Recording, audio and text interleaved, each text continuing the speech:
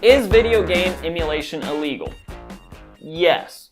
At least it is in the United States, which is where I'm going to focus on talking about. Now, a lot of times you hear that emulation is sort of in this legal gray area, which it's really not. The simple fact of the matter is that video game creators own the copyrights to their games.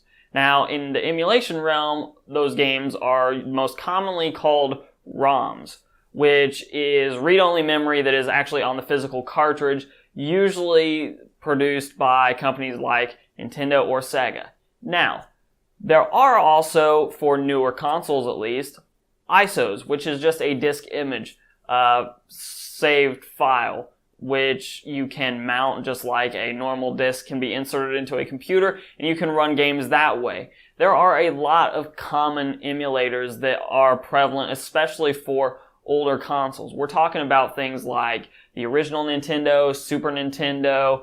There are even some common ones for newer consoles like GameCube. There's even some Wii emulators out there. There's some PlayStation emulators out there. There might even be some Xbox emulators out there. Games have a copyright in the United States for 75 years.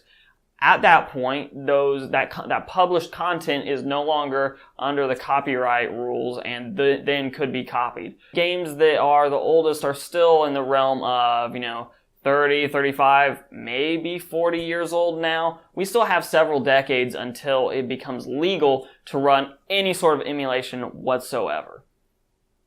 Now, the next thing to consider, though, with emulation is if it's illegal, what happens if you get caught?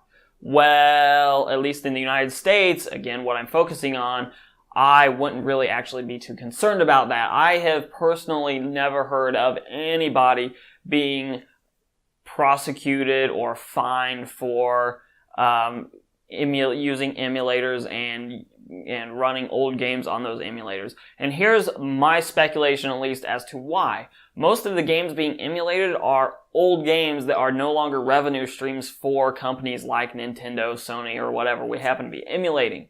So, yes, it's illegal, but there's really no incentive for those companies to go after you because they're not really making money on those games anymore anyways. Whether it's moral or not, and by the way, you can make up your own mind on that. I'm not here to tell you what's right and wrong as far as emulation goes. I will say, however, it is illegal in the United States at least, and you probably won't get chased down for it. So it's sort of one of those scenarios where you're going 5 miles an hour over the speed limit, you're in the wrong, but at the same time, the officials and authorities at the same time aren't really caring enough to go after you. Right or wrong, that's up to you, but the simple answer is yes, illegal. No, you probably won't get caught.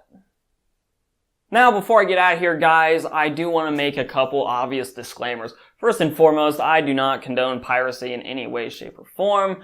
The people that made the games that you are considering emulating, if that is your end goal, worked very hard on those, and I strongly recommend that if you really want to play a game, go out on eBay or some other used site and get a used console and then buy the actual physical games. Most of them are extremely cheap anyways at this point. So, plus you have the retro cool factor of having an old console that way. Also, if you happen to decide that you are gonna emulate games and your internet service provider gives you strikes and eventually shuts off your internet or slows your speeds down, or you do end up getting fined or anything, be warned that I am in no way responsible for your actions. I am simply here giving you information about an issue that gets asked a lot between forums and in newsletters. There seems to be a lot of misrepresented information out there. So I'm just trying to give you the basics of emulation and the legality of it. So do with the information what you want, but I am in no way responsible for anything that you happen to be doing with that information.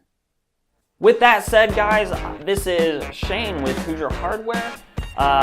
Go ahead and give me a like and a subscribe down below. Those things help me out a lot. Also, you can follow me on Twitter at Hoosier Hardware. Until next time, guys, I will see you in that next video, whenever that happens to be. apparently I don't make videos very often.